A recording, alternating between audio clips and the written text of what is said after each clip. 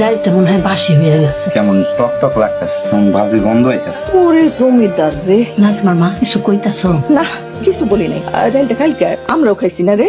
হয়েছে কি, আব্বা আজকে ঘরে বাজার করে নাই। তোর মামাই যদি বাজার করানোর সময় পাইতো না, একবার মাছ মাংসর কত কিনে আইতো।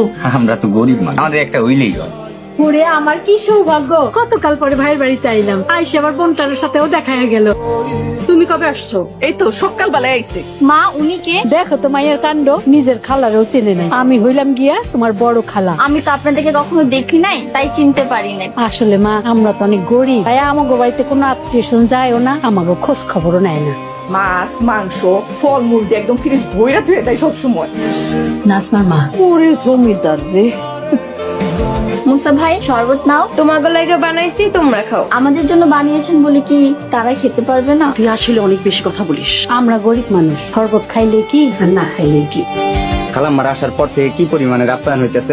আমরা গরিব বইলা আমাকে বাসি তার 75 কেজি ভাষা করেছে। অথচ ফ্রিজে কিন্তু সবকিছুই ছিল। গরিব হইলে আত্মীয় স্বজন চিনা যায়। চলো চলে যায়, এতদিন মামার বাড়িতে আনো নাই, অনেক ভালো কাম করছো। বাপ মায়ের বাইসে থাকলে তো আদর যত্ন পাইতাম, এখন সবাই যেন কেমন হয়ে গেছে। আদরে এখন সব টাকায়। আজকে দিনটা থাকি, সারা বছর মানুষের বাড়ি কাম করি, একটা দিন এখানে থাকতে পারলে আমার ভালো লাগবে। ওইটা মুসা ভাই না? যাওয়ার দরকার নাই। কেন? আরে গিয়ে গল্প করবো, চল। এখানে একা একা বসে আছেন যে? আরে আমরা গরিব মানুষ, আমাদের একা থাকাই ভালো। আর তাছাড়া আমাদের সাথে অনেকে মিশতে চায়। মুসা ভাই নিজেকে ছোট করে কখনো দেখবা না। আপু চলো তো, তোমাকে নিয়ে গ্রামটা ঘুরে আসি। নাজমা তুই বাড়ি যা, আমি মুসা ভাইকে নিয়ে পুরো গ্রামটা ঘুরে দেখি। রে নাবিলা কই? কই আবার মুসা ভাইয়ের সাথে ঘুরতে গেছে। মুসার সাথে? চিন্তা করিস না বোন, আমার মুসা লগে আছে না। হেডেই তো বড় চিন্তা। যা নাবিলাকে বাড়িতে ডেকে নিয়ে আয়। ও তো অনেক দূর চলে গেছে। যা তাড়াতাড়ি ডেকে নিয়ে আয়, মায়ের দেখিতে লাগছে না। শুধু তোমার বাড়িতে যাইতে কইতাছে। আমি একটু পরে যাব, তুই যা। সে এখনই যেতে কইতাছে।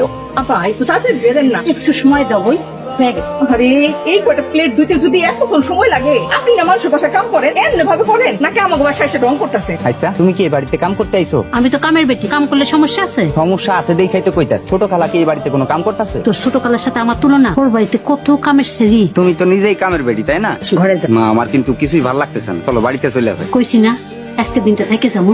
খালাম্মার মুসা ভাই কই? বড় বাবু তো ওই রুমে বিশ্রাম করতেছে। তোমরা এখন খাও, ওরা তো গ্রামের মানুষ, ওটা সহ্য করতে পারে। তা কি করে হয় মামি? ওনাদের ডাকুন, একসাথে খাই। আরে খা তো, পরে পরে খায় নিব।